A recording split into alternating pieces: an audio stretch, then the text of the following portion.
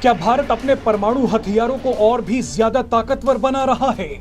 क्या भारत अपनी परमाणु रणनीति को बदल रहा है? दरअसल इन्हीं सवालों के जवाब में अमेरिका के एक बड़े संस्थान ने कुछ दावे किए हैं। फेडरेशन ऑफ अमेरिकन साइंटिस्ट की एक रिपोर्ट के मुताबिक भारत कम से कम 4 नए वेपन सिस्टम को डेवलप कर रहा है। ये मौजूदा हथियारों को या तो रिप्लेस करेंगे या उन्हें और भी ज्यादा बेहतर बना देंगे। इनमें परमाणु क्षमता वाले विमान, जमीन से दागे जाने वाला मिसाइल सिस्टम और सबमरीन से छोड़े जाने वाली मिसाइलें शामिल हैं। इस अमेरिकी रिपोर्ट की अब चर्चा शुरू हो गई है। इस रिपोर्ट में कहा गया है कि भारत परमाणु क्षमता से लैस 8 सिस्टम्स पर काम कर रहा है। इनमें 2 aircraft, 4 land based ballistic missile और 2 सी बेस्ड बैलिस्टिक मिसाइलें शामिल हैं। रिपोर्ट में यह भी कहा गया है कि भारत जल्द ही कुछ और वेपन सिस्टम डेवलप कर सकता है। फेडरेशन ऑफ अमेरिकन साइंटिस्ट की रिपोर्ट में सबसे खास बात यह है कि भारत की परमाणु रणनीति का फोकस अब चीन पर बढ़ता जा रहा है। पहले ये रणनीति पाकिस्तान को ध्यान में रखते हुए बनाई जाती थी।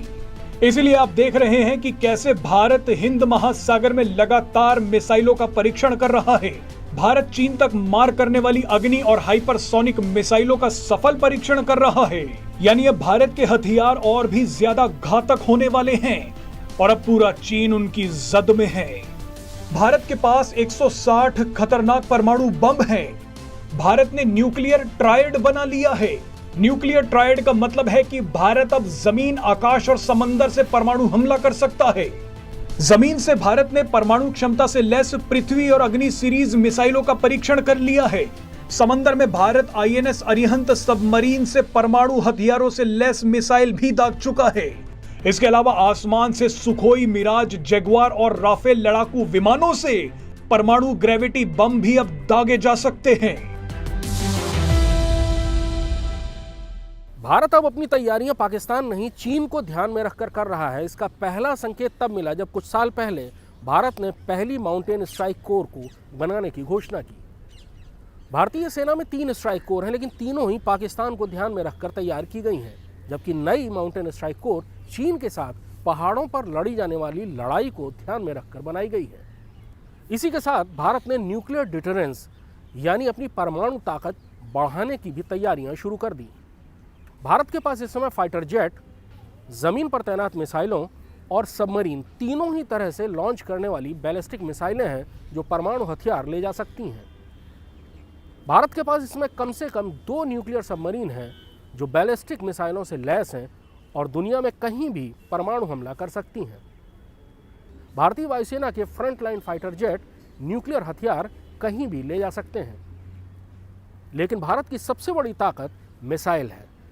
भारत के पास 5000 किलोमीटर से ज़्यादा दूरी तक मार करने वाली अग्नि 5 भी तैयार हो चुकी है। ये सारी मिसाइलें न्यूक्लियर हमला कर सकती हैं। फाइटर जेट, सबमरीन और मिसाइल तीनों के परमाणु हथियारों से लैस होने के बाद भारत का ट्रायड यानी तीनों ही तरह से हमला करने वाला त्रिशूल तैयार हो गया और इसी के साथ भारत की सेकंड स्ट्राइक कैपेबिलिटी भी विकसित हो गई, यानी पहला परमाणु हमला होने के बाद दूसरा हमला करने की ताकत।